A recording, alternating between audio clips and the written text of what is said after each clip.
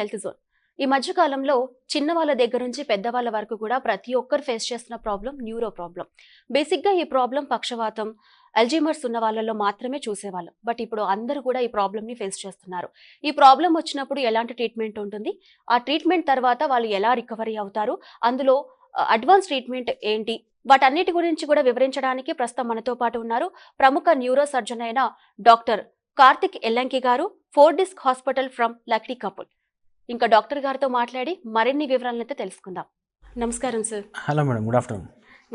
యాక్చువల్గా ఏంటంటే ఈ మధ్య కాలంలో చాలా మంది కూడా న్యూరో ప్రాబ్లం అనేది ఫేస్ చేస్తూ ఉన్నారు. అసలు ఈ ప్రాబ్లం ఎందుకు వస్తుంది సార్? న్యూరో ప్రాబ్లమ్ అనేది it's a very broad term. So neuro ప్రాబ్లమ్స్లో రకరకాల ఇష్యూస్ ఉంటాయి. ఒకటి it can be stroke. Stroke అంటే మనకి యూజువల్లీ ఏంటంటే పక్షవాతం లాగా ప్రజెంట్ అవ్వచ్చు. దానికన్నా ముందు ప్రోడ్రోమల్ సిమ్టమ్స్ ఉంటాయి. దాన్ని మనం టీఐఏ అంటాం, ట్రాన్సియంట్ ఇస్కిమిక్ అటాక్స్. యూజువల్గా హైపర్ టెన్సివ్ పేషెంట్స్లో చూస్తాం. అదంటే ట్రాన్సియంట్ ఇస్కిమిక్ అటాక్ అంటే ఏంటి? యూజువల్గా ఏమైతుందంటే సడన్గా మూతి వంకర పోవడం, కాలు చేతిలో తిమ్మిరి రావడం, స్లైట్గా కాలు చేయి వీక్నెస్ అవ్వడం, ఇవేంటంటే ఇనీషియల్ ప్రోడ్రోమల్ సిమ్టమ్స్ అంటాం. సో వీటిని కానీ మనం గమనించి నెగ్లెక్ట్ చేయకుండా డాక్టర్కి చూపించుకున్నామంటే the outcome will be better. So first మన డాక్టర్ దగ్గరికి వెళ్ళంగానే దే విల్ ఎవాల్యుయేటివ్ ఎందుకు వచ్చింది, బీపీ పేషెంట్, తర్వాత కొలెస్ట్రాల్ ఉన్నదా చూస్తారు, షుగర్ లెవెల్స్ ఎస్టిమేట్ చేస్తారు, ఏజ్ ఎంత, so any previous history of stroke ఉందా, ఇవన్నీ ఎవాల్యుయేట్ చేసి they will formulate the treatment. యూజువల్గా ఏంటిదంటే టీఐఏ పేషెంట్స్కి మనం ఇనీషియల్గానే మనం అసెస్ చేస్తే వాళ్ళని ట్రీట్ చేసే పాసిబిలిటీ, మంచి అవుట్కమ్ ఇచ్చే పాసిబిలిటీ చాలా ఫేర్గా ఉండే ఎక్కువ ఉంటుంది అట్లా అనమాట. సో చాలా అది ప్రోగ్రెస్ అయిపోయి నెగ్లెక్ట్ చేస్తే అది లైఫ్ రిస్క్ కూడా అయ్యే ఛాన్స్ ఉంటుంది. So that is the point. Okay sir. బేసిక్గా ఫిట్స్ వచ్చినప్పుడు చాలా మంది భయపడుతూ ఉంటారు, దీనికి క్యూర్ ఉండదు, లేకపోతే ఇది కంటిన్యూస్గా లైఫ్ లాంగ్ వస్తుంది అని చెప్పేసి చాలా మంది కూడా బాధపడుతూ ఉంటారు, టెన్షన్ పడుతూ ఉంటారు. అసలు నిజంగా ఫిట్స్కి ట్రీట్మెంట్ ఉందంటారా? సర్జరీ అలాంటివి ఉందంటారా? ఫిట్స్కి యూజువల్గా మెడికల్ ట్రీట్మెంట్ ఫస్ట్ ట్రై చేస్తామండి. ఇనీషియల్గా వన్ డ్రగ్ పెడతాము, అది మోనోథెరపీ అంటాం. అది కూడా ఫస్ట్ ఫిట్స్ అనేది మనం ప్రాపర్ ఎవాల్యుయేట్ చేయాలి. ఈజీ చేయడము, ఎంఆర్ఐ స్కాన్ చేసి ఏమన్నా లీజన్, ఏమన్నా స్ట్రక్చరల్ ఇష్యూ ఉందా అని తెలుసుకోవడము, ఇవి చేసినాక స్ట్రక్చరల్ ఇష్యూ లేదు, ఈజీలో క్లియర్ కట్గా సీజర్ స్పైక్స్ ఉన్నాయి అని తెలిస్తే మనము ఇనీషియల్గా వన్ డ్రగ్ మీద స్టార్ట్ చేస్తాం, అది మోనోథెరపీ. దానికి రిలీఫ్ లేదనుకోండి, కొన్ని డేస్ తర్వాతనే అది రిపీటెడ్గా వస్తుంది అనుకోండి మెడిసిన్ వాడినా కూడా, then we can use one more drug. So 2 medicines use చేస్తాం. ఇట్లనే కాకపోతే ఇట్లా 2 మెడిసిన్స్ నెక్స్ట్ 3 మెడిసిన్స్ వాడినాక కూడా over span of say 1 year like that or 1 year దాటి కూడా మీకు రిపీటెడ్గా వస్తున్నాయి అనుకోండి seizures, in spite of using the best medicines over a good period of time, then we can say that he is having medically refractory epilepsy. అంటే మెడిసిన్స్కి response లేని fits disease తోటి ఆయన సఫర్ అవుతుండ అనేసి మనము క్లియర్ చేసుకోవచ్చు.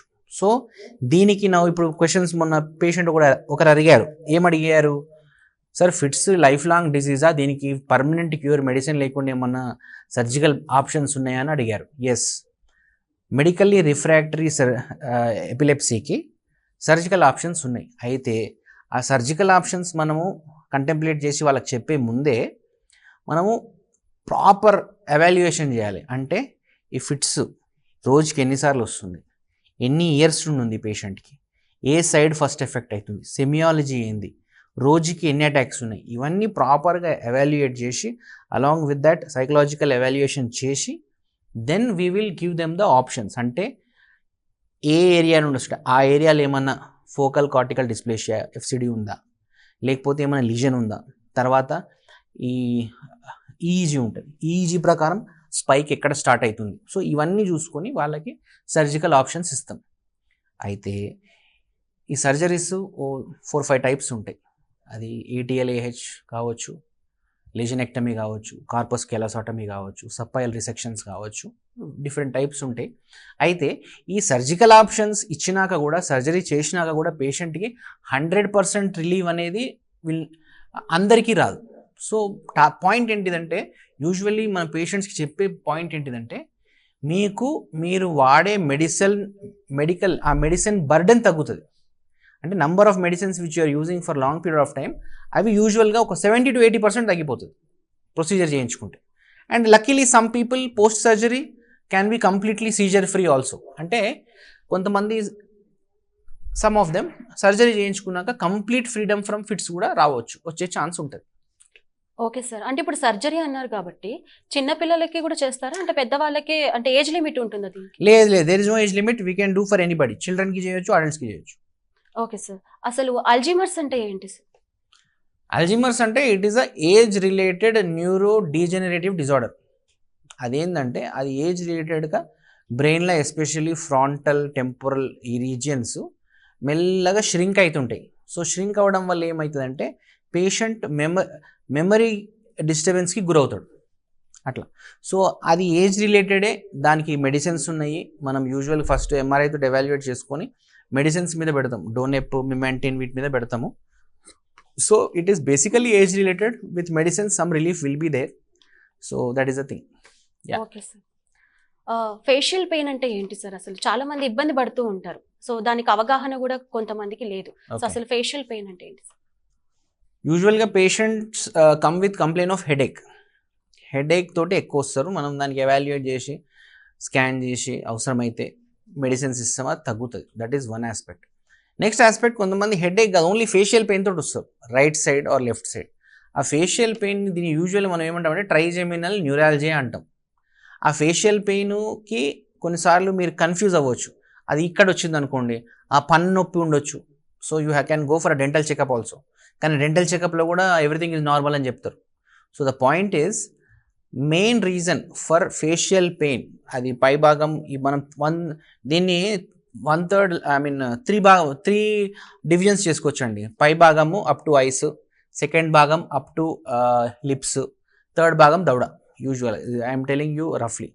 సో దీన్ని V1, V2, V3 segments అంటాం. సో ఈ ఫేషియల్ పెయిన్ యూజువల్గా ఈ V1, V2, V3 సెగ్మెంట్స్లో వచ్చే ఛాన్స్ ఉంటుంది. That is called trigeminal neurology. అది ఎందుకు వస్తుందంటే లోపట ఎట్ ద బ్రెయిన్ స్టెమ్ అంటే డీపెస్ట్ పార్ట్లో ఆ నర్వ్ ఏదైతే అరైజ్ అవుతుందో రూట్ ఎంట్రీ జోన్ అంటాం, అక్కడ ఒకవేళ కంప్రెషన్ ఉందనుకోండి, ఆ కంప్రెషన్ యూజువల్లీ బ్లడ్ వెజిల్ వల్ల ఉంటుంది. కొన్నిసార్లు చిన్న చిన్న ట్యూమర్స్ వల్ల కూడా ఉండొచ్చు. సో అక్కడ కంప్రెషన్ ఉన్నదనుకోండి, ఆ మొత్తం ఆ డివిజన్ ఆఫ్ ద నర్వ్ మొత్తం కంప్రెస్ అయిపోయి మీకు పెయిన్ వస్తుంది. సో కొన్నిసార్లు అది V2, V3 ఉండొచ్చు, కొన్నిసార్లు ఓన్లీ V1 ఉండొచ్చు, depending on the location and size of the tumour. So ఇట్లా ఈ కంప్రెషన్కి లోనైనప్పుడు మనకి ఈ ఫేషియల్ పెయిన్ వస్తుంది. యూజువల్గా ట్యూమర్స్ లేకుండా జస్ట్ ఆ వెజిల్ కంప్రెషన్ తోటి వచ్చినవి మైల్డ్గా ఉంటే మెడిసిన్స్ తోటి రిలీఫ్ వస్తుంది. కానీ మెడిసిన్స్ తోటి రిలీఫ్ రాకపోతే మనం దీనికి కూడా సర్జరీ చేసుకోవచ్చు. It is called as MVD, మైక్రోవాస్క్యులర్ decompression of the trigeminal nerve. ఏమవుతుందంటే ఆ వెజిల్ ఏదైతే ఆ నర్వ్ మీద ఒత్తిడి కాజ్ చేస్తుందో ఆ రెండింటి మధ్యన ఒక సాఫ్ట్ టెఫ్లాన్ ప్యాచ్ పెడతాం. సో దట్ ఆ కంప్రెషన్ కాస్త డీకంప్రెషన్ అయిపోతుంది. So that is the rational of doing surgery అట్లా. ఓకే. సో ఇంకా లేటెస్ట్ థింగ్ ఏంటంటే of course we have been doing for some time radio frequency ablation of the trigeminal nerve. అంటే కొంతమంది surgery భయం అవుతుంది, లేకపోతే we don't want to go for surgery, లేకపోతే chronic diabetes patients, వీళ్ళల్లో radio frequency ablation day care procedure ఆ involved నర్వ్ని we try to ablate it. So దానివల్ల కూడా పెయిన్ రిలీఫ్ ఉంటుంది. Now it is gaining importance. Okay sir. After surgery తర్వాత side effects ఏమైనా ఉంటాయా సార్? అంటే సైడ్ ఎఫెక్ట్స్ యూజువల్గా 95% it is a safe procedure, ఏమి ఇబ్బంది ఉండదు.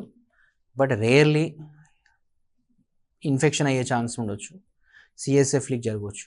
అక్కడ క్రిటికల్ నర్వ్ కాంప్లెక్సెస్ ఉంటాయి, usually 6th, 7th, 8th. Rarely they can get injured. మనం వెజిల్ ఏదైతే ఉందో మనం వెజిల్ని డిస్ప్లేస్ చేస్తాం, ఆ vessel very rarely it might get injured. So complications are very rare అండి, 1 to 5%. 95% it's a safe surgery. Okay sir. Okay sir. అయితే మరి బ్రెయిన్ హెల్దీగా ఉండాలంటే ఏం చేయాలి సార్? అంటే usually what I suggest to people is brain health is dependent on very few things. అది మనం సరిగ్గా చూసుకుంటే సరిపోతుంది. First thing of everything is good sleep. Solid 6 to 7 hours of sleep is very important for good brain health. Next వచ్చేసి avoid smoking. People who smoke they are prone to brain issues like stroke. Third thing వచ్చేసి keep a strong regulation on your BP and sugar. BP and sugar ఉన్న patients వాళ్ళు చాలా strong అగ్రెసివ్గా control చేసుకొని regular monitor చేసుకోవాలి. Fourth one, good nutrition, especially like walnuts, chia seeds, అవి brain హెల్త్లో help చేస్తాయి. So you can take them. And good hydration is also important. మంచిగా వాటర్ కూడా తాగాలి. That is also very important because dehydration వల్ల మనకి లోపల బ్లడ్ క్లాట్, CSVT అంటాం, cortical cerebrovenous sinus thrombosis. This problem in the brain usually comes, or it is a risk factor. Dehydration is a risk factor for this. So be careful. Right. Thank you. Okay sir. అయితే head injury అయిన వాళ్ళు ఉంటారు. Yes. So వాళ్ళు ఎంత టైంలో recovery అవుతారు after surgery? అసలు నిజంగా రికవరీ ఉంటుందంటారా హెడ్ ఇంజరీ అయిన తర్వాత? It's a good question. Head injury యూజువల్గా mild, moderate, severe head injuries ఉంటాయి. Mild head injury patients usually they recover in couple of days. Moderate to severe head ఇంజరీస్లో ఏమవుతుందంటే depending on the type of bleed, ఒకవేళ అది EDH అనుకోండి, అది తొందరగా evacuate చేసేస్తే పేషెంట్ 3-4 డేస్లో రికవర్ అయిపోతుంది. సబ్డ్యూరల్ హెమరేజ్ లేకపోతే డీప్ పారెన్కైమల్ బ్లీడ్ అనుకోండి, కంట్యూజన్స్ అనుకోండి, patient will take lot of time. ఎందుకంటే యూజువల్గా ఆ బ్రెయిన్ రికవర్ అవ్వడానికి, ఆ న్యూరోప్లాస్టిసిటీ సెట్ అవ్వడానికి, ఆ ఎడిమా తగ్గడానికి టైం పడుతుంది. సో అది మన పేషెంట్ ఐసీయూలో ఎక్కువ రోజులు ఉండేసరికి టెన్షన్ పడిపోయో ఏమైపోతుంది అనుకోకుండా you have to have patience. It will take time. Moderate to severe head injuries యూజువల్గా ఐసీయూలో దే టేక్ టైం. మనం పేషెంట్ని కూడా ఐసీయూ నుండి రూమ్కి షిఫ్ట్ చేయాలంటే we make sure that he doesn't come back from the room to the ICU.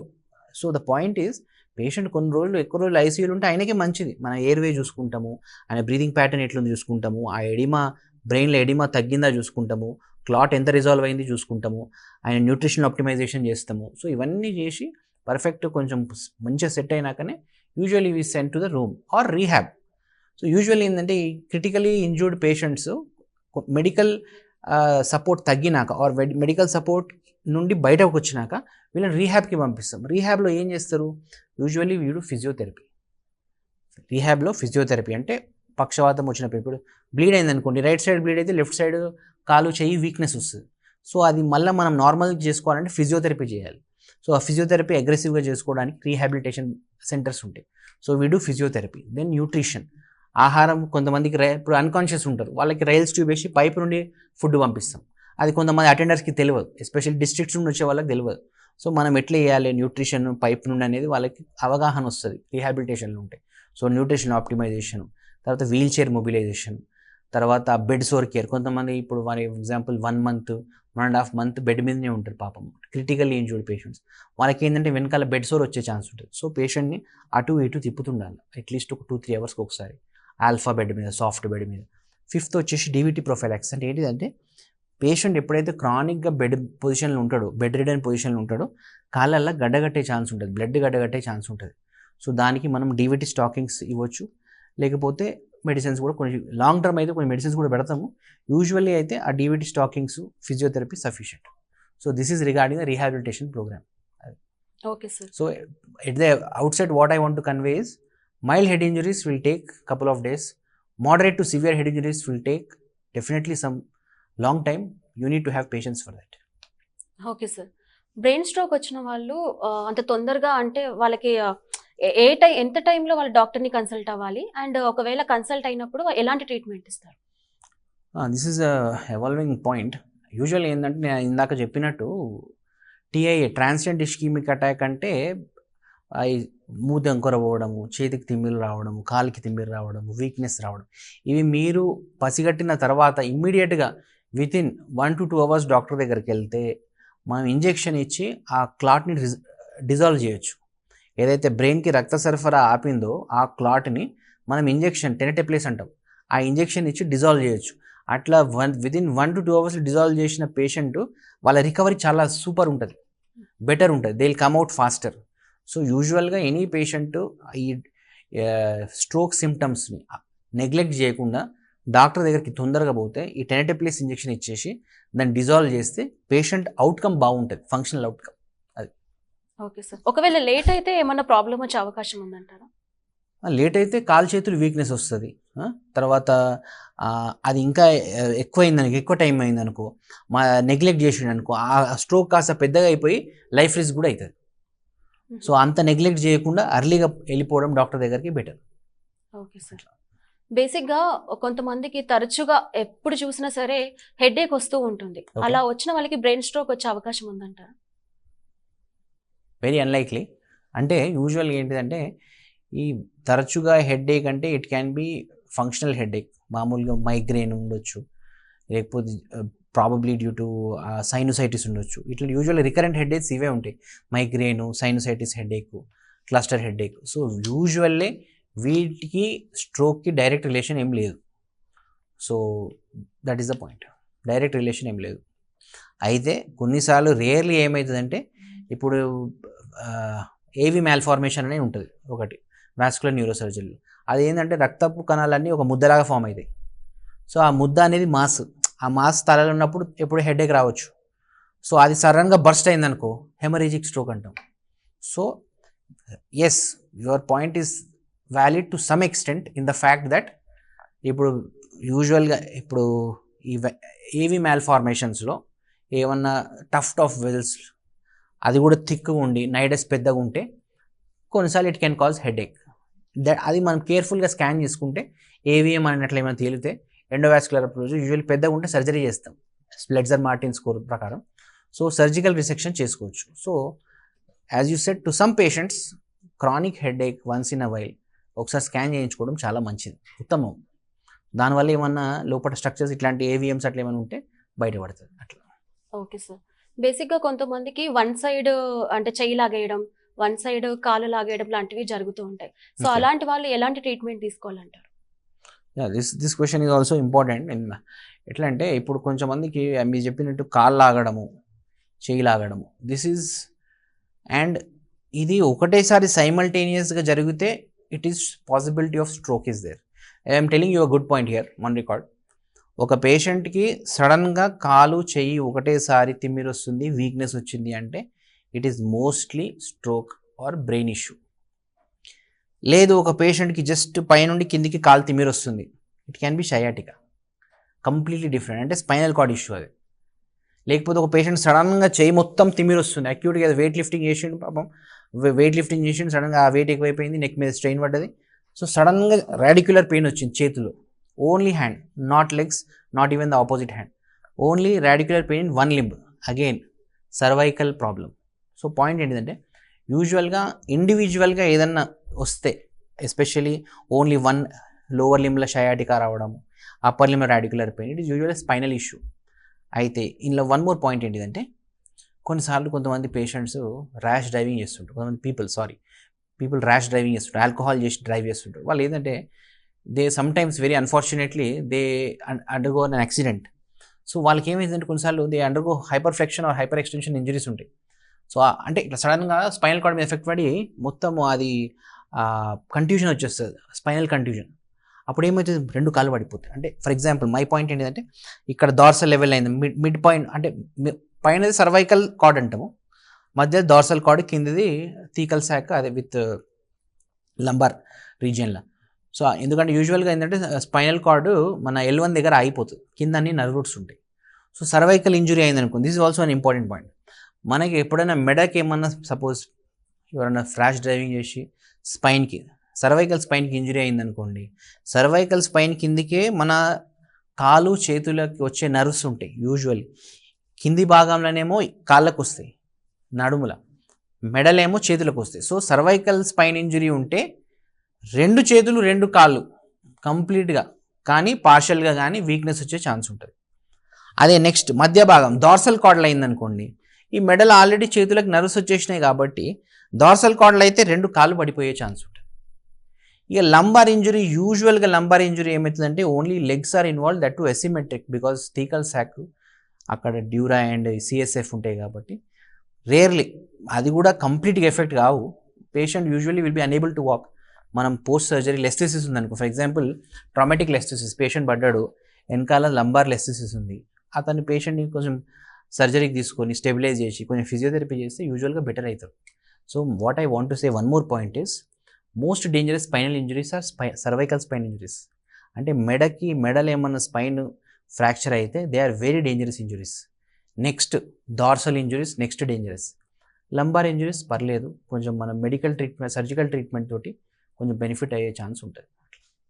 వీటికి కూడా సర్జరీ చేసుకోవచ్చు, but outcome regarding the outcome lumbar is better. Okay sir. బేసిక్గా చాలా మంది కూడా వర్క్ ప్రెషర్ వల్ల అవ్వచ్చు, లేకపోతే వర్క్ చేస్తున్నప్పుడు అంటే చైర్లో కూర్చొని కూడా బ్యాక్ పెయిన్ వస్తూ ఉంటుంది. ఎస్, సో ఈ బ్యాక్ పెయిన్ వచ్చినప్పుడు ఎలాంటి జాగ్రత్తలు తీసుకోవాలి అండ్ దీనికి ట్రీట్మెంట్ ఉంటుందా?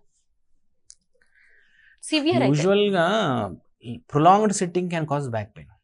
ఎందుకంటే మనము కొంతమంది ఇట్లా గూనిగా కూర్చుంటారు, ఇట్లా ముంగటికి ఇట్లా, that is wrong. You have to stay erect. Phone చూస్తూ కూడా కూర్చుంటారు. Yes, that's what I'm saying. I will come to that point.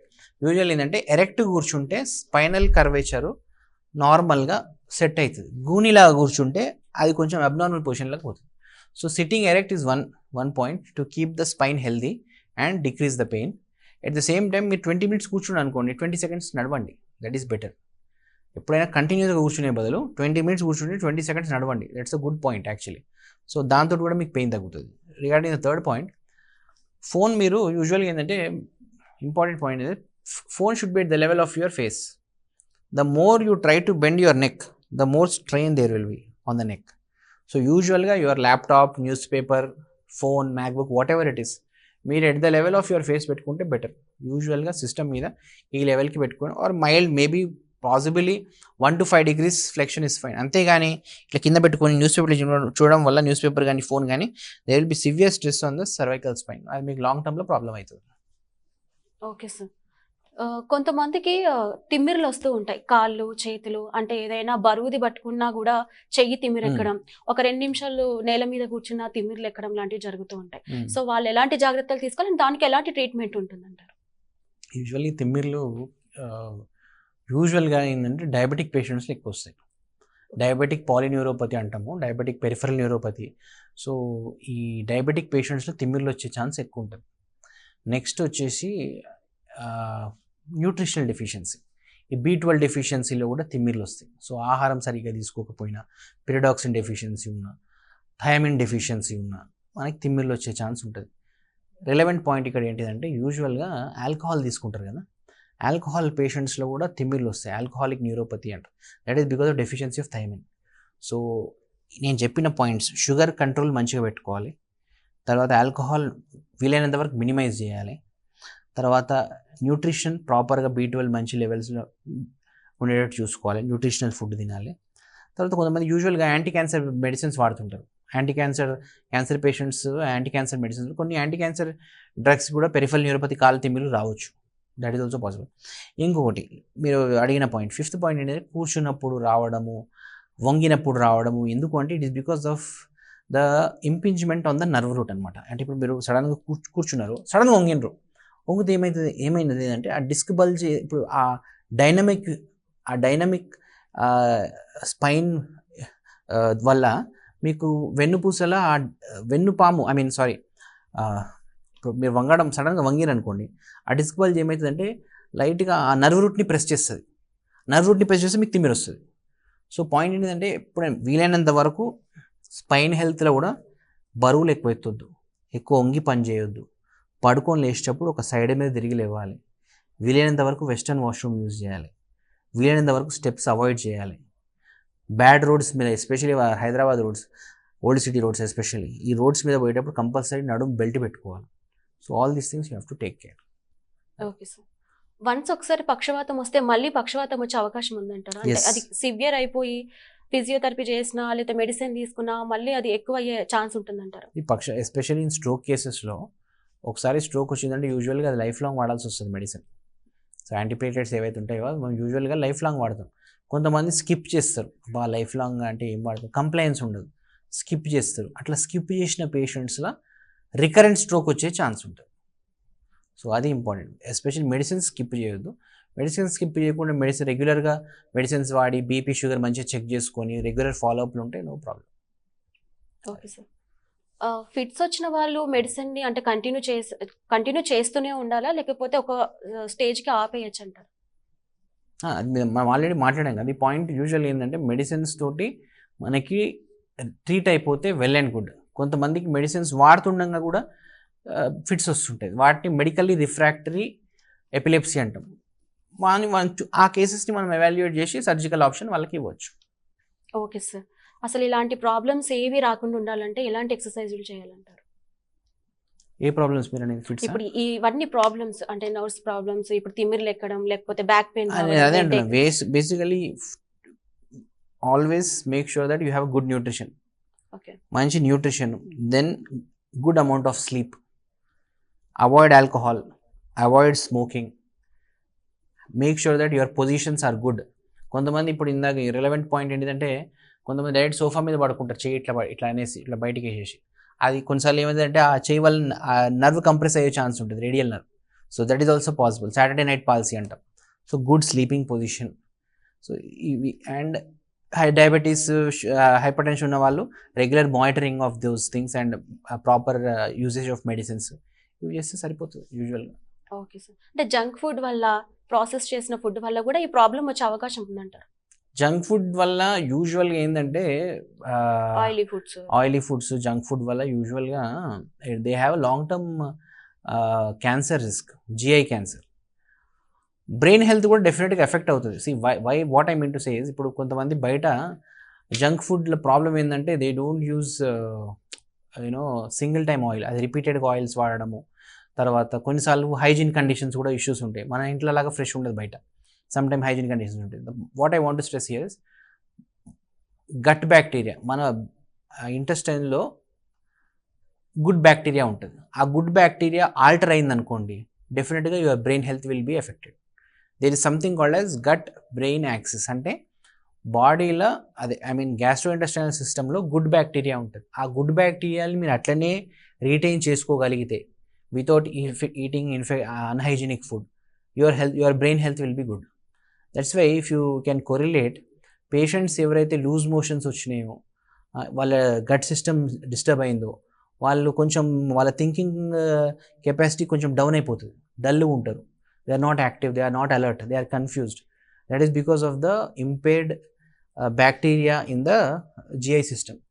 అందుకే వన్ మోర్ ఇంపార్టెంట్ పాయింట్ ఏంటంటే, ఇట్లా యూజువల్గా మనం butter milk, curd, idli, dosa, usually ఈ ఫుడ్స్ ఎందుకు ఇస్తాము ఆ పేషెంట్కి? ఇట్లాంటి ఇప్పుడు ఫర్ ఎగ్జాంపుల్ లూజ్ మోషన్స్ ఉన్న పేషెంట్, మెడిసిన్స్ వాడి తగ్గింది, రికవరీ ఫేస్ మీద ఉన్నాడు.